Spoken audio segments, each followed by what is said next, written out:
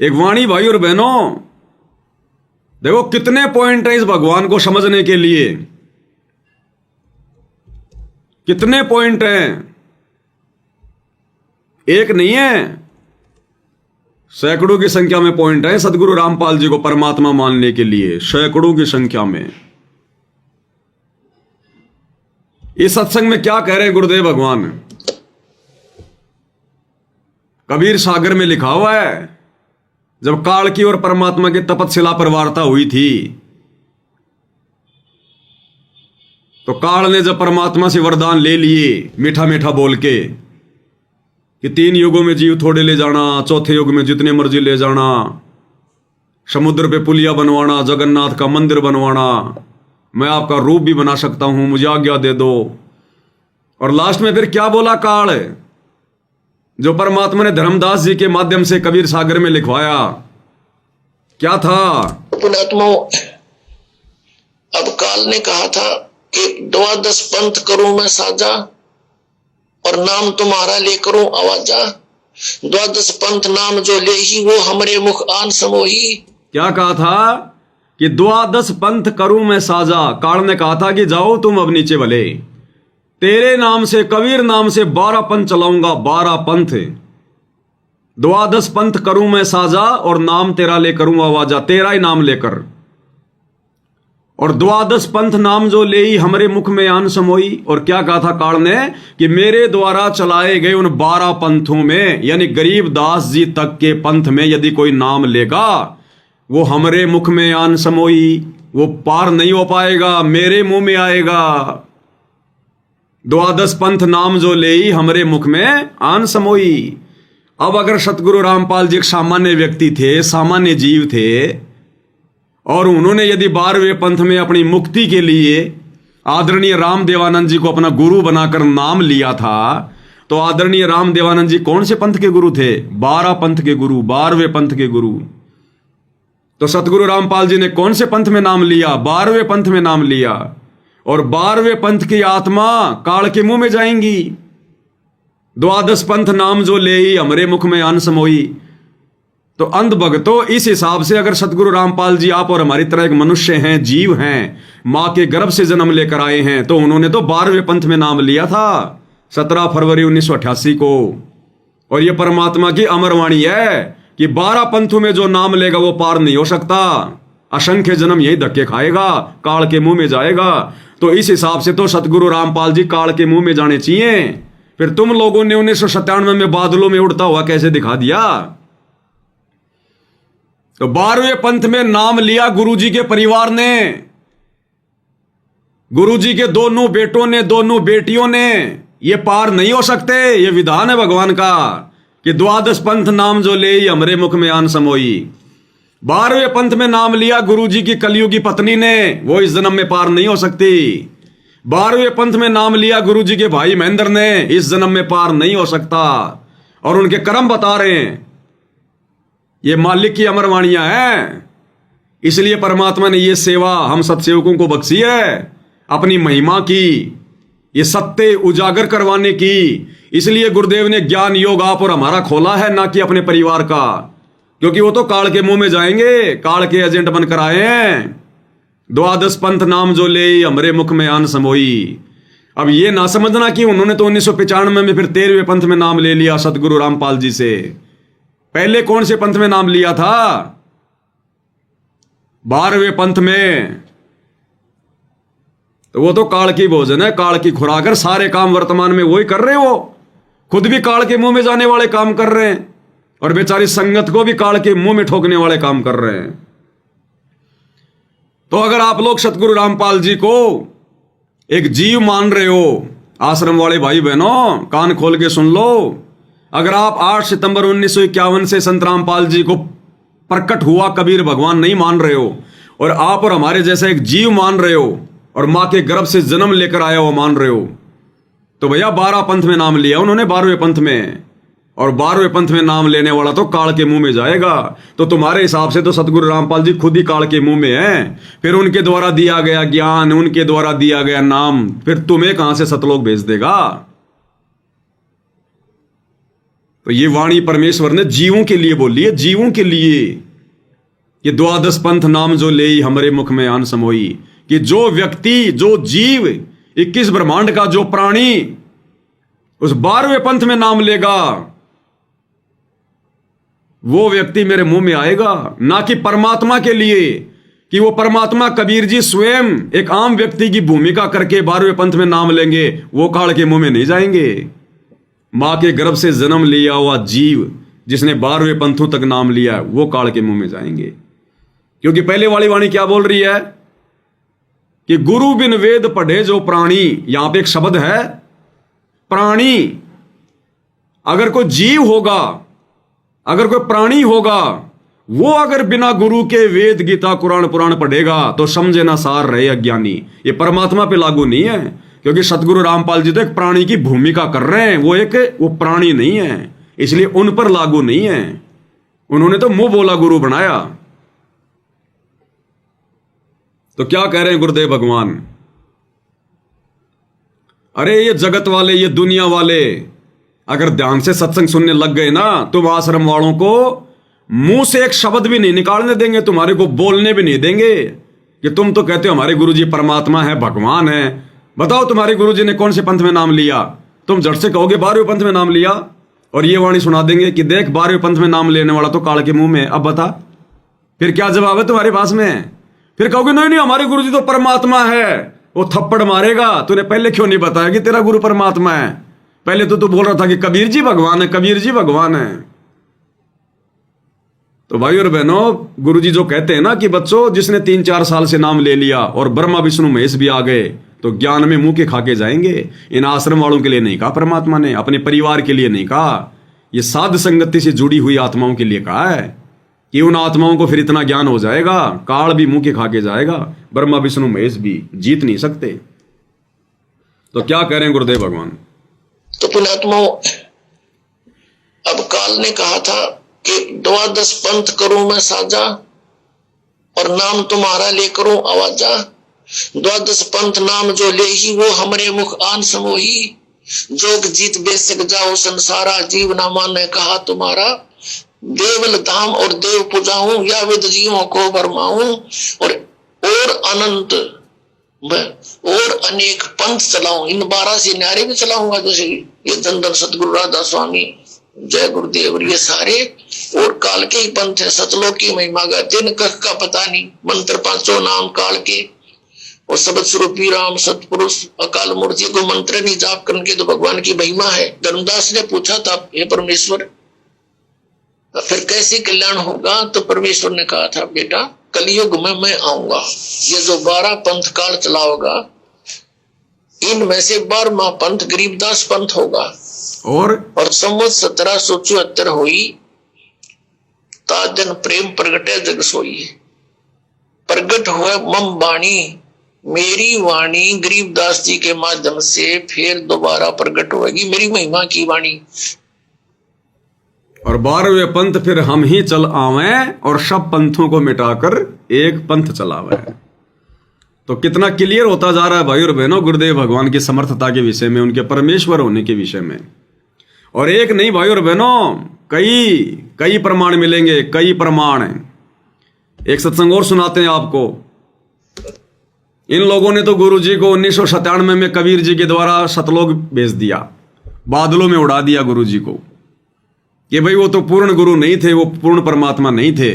परमात्मा तो 1997 में आए, मार्च 1997 में। कब आए? मार्च 1997 में कबीर जी आए, भगवान तो वो थे। अब गुरु जी सत्संग में क्या कह रहे हैं देखो, सत्संग ही देंगे हमें प्रमाण। सत्संग से ही समझ सकते हैं हम, और धरती पर दूसरी कोई दवा नहीं है। अब ये सत्संग जो गुरु जी कर रहे हैं, ये 1997 का है। ये चाहे कब का भी सत्संग हो, लेकिन गुरु जी सत्संग में जो बात बता रहे हैं वो 16 फरवरी 1997 की बता रहे हैं। यानी तुम लोगों के अनुसार संत रामपाल जी को कबीर जी मिले मार्च 1997 में, उससे 15-20 दिन पहले की बात बता रहे हैं, 15-20 दिन पहले की। और क्या कह रहे हैं परमात्मा? एक भगत का इंटरव्यू अपने मुख कमल से सुना रहे हैं। क्या कह रहे हैं, ध्यान से सुनिएगा। ये परमात्मा के गुण होया करें, तुरंत फैसला देता है बंदी छोड़ भगवान कबीर साहब गरीबदास जी। एक पंजाब खोड़ के अंदर दूध दिया है खवासपुर का, रेवाड़ी के पास का यादव, और वो पंजाब खोड़ गांव है, एक पंजाब खोड़ दिल्ली सूबे में कुतुबगढ़ के पास। तो वहाँ दूध का काम कर रहा है कई सालों से। तो उसको टीबी की बीमारी, पहले एक वैसे बीमार रहा, कई जगह खाया दवाई, ओपरे भी न्यू कदा, मैं कई गुरुओं से नाम भी लेकर आया, भाई राधा स्वामी से भी, धन सतगुरु से भी, क्यों मर्दा के नहीं करदा। यानी 8 साल 89 से बता रखा था उसने, अपने इंटरव्यू दे रखा है, 1989 से वो दवाई खा रहा था और बीमार चल रहा था। घर का कति दुआ दो दिया था। तो उसने, डॉक्टरों ने उसका टीबी बता दी और 1 जनवरी 95 से वो टीबी की दवाई भी खा रहा था। कोई आराम नहीं, बल्कि खाट पकड़ चुका था। तो 16 फरवरी 1997 को, इसी साल में, हम पंजाब खोड़ में पाठ कर रहे थे और वो उसको उठा कर ले आए, 2-3 जने पकड़ कर। 16 फरवरी, तो 16 फरवरी 1997 को, इसी साल में, हम पंजाब खोड़ में पाठ कर रहे थे और वो उसको उठा कर ले आए, 2-3 जने पकड़ कर। तो 16 फरवरी 1997 को, इसी साल में, हम पंजाब खोड़ में पाठ कर रहे थे और वो उसको उठा कर ले आए, 2-3 जने पकड़ कर। तो कहने लगे जी वो बहुत तकलीफ में है और छोटे छोटे बच्चे हैं और बुरा हाल हो रहा है, इसका कुछ इलाज बताओ। माँ भी इलाज कराओ, डॉक्टर दे, राम नाम चाहिए तुम्हारा ले लो। और राम क्या कह रहे हैं गुरु जी? बोले जी, गुरु जी कह रहे हैं भाई इलाज कराओ डॉक्टरों पे, राम नाम चाहिए तो हमारे पास आ जाओ, इलाज कराओ डॉक्टरों पे।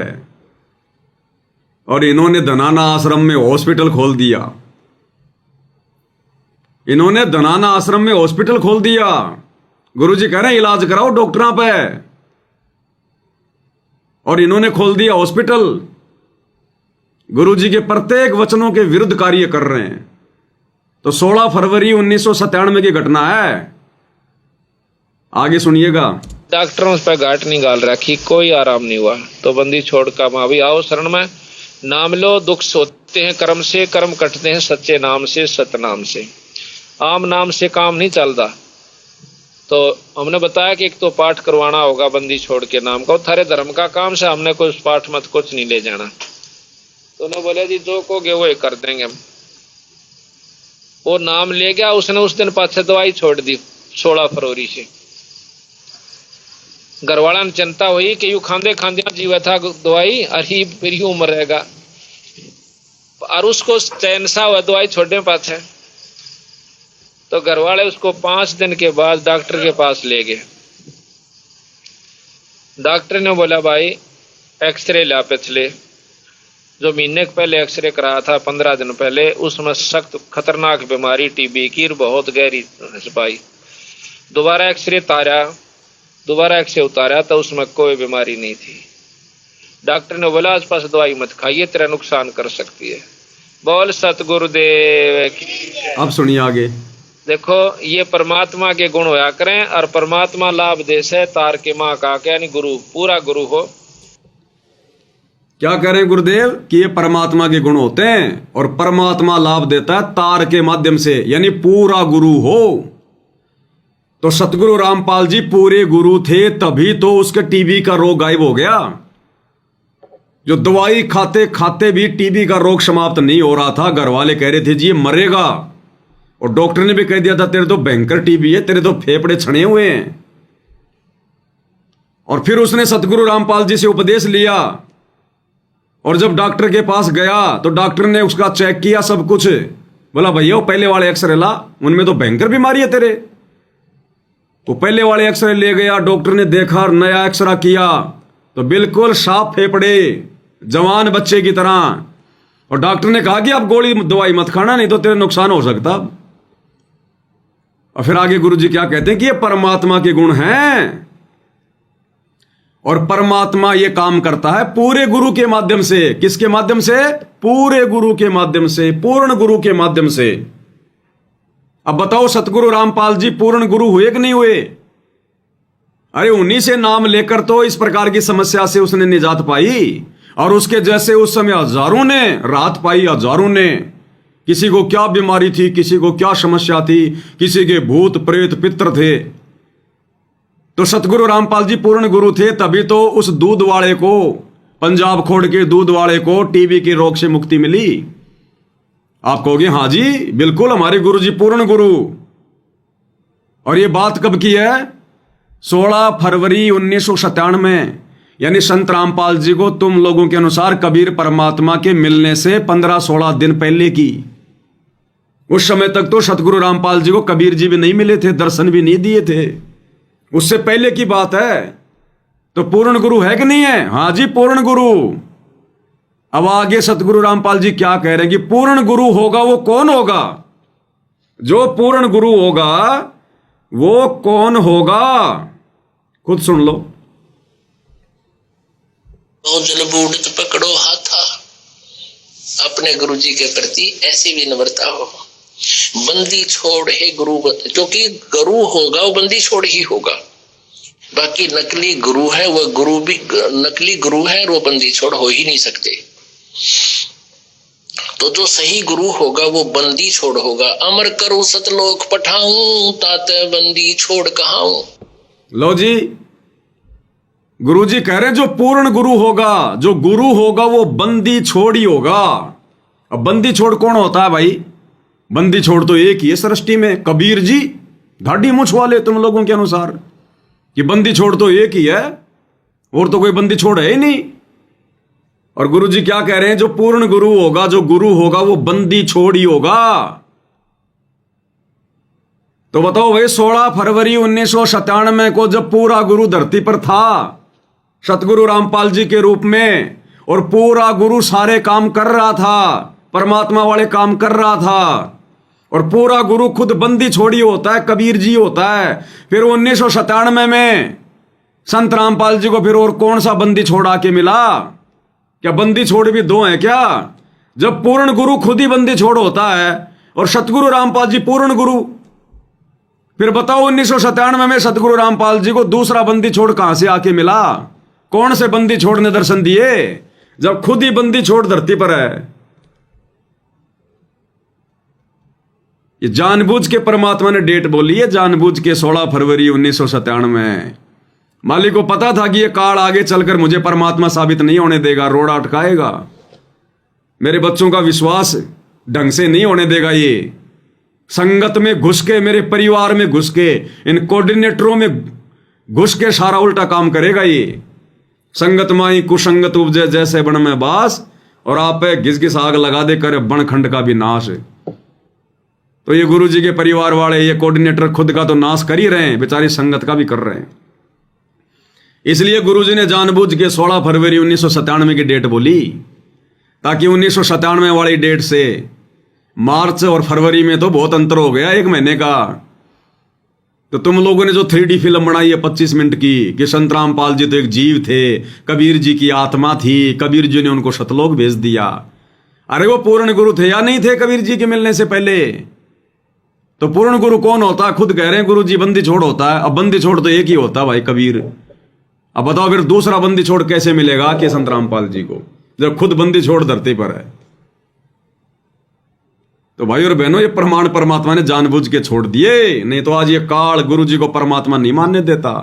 और अपने गुरु को हृदय से ज्ञान को आधार बनाकर परमात्मा माने बिना हम चाहे कितना ही भोग लगा लें, कितनी उनकी आरती उतार लें, हमें उसका कोई फल नहीं मिलेगा। जो भक्ति कमाई करेंगे वो मिल जाएगी, लेकिन मोक्ष नहीं मिलेगा, फिर क्या फायदा? इसलिए परमात्मा ने फिर ये 7 संगतियां शुरू करवाई। ये है परमात्मा का यथार्थ 13वां कबीर पंथ। इस 7 संगति से जुड़े बिना बात नहीं बनेगी। साध संगति हरि भक्ति बिन कोई न उतरे पार, और निर्मल आदि अनादि है गंदा सब संसार।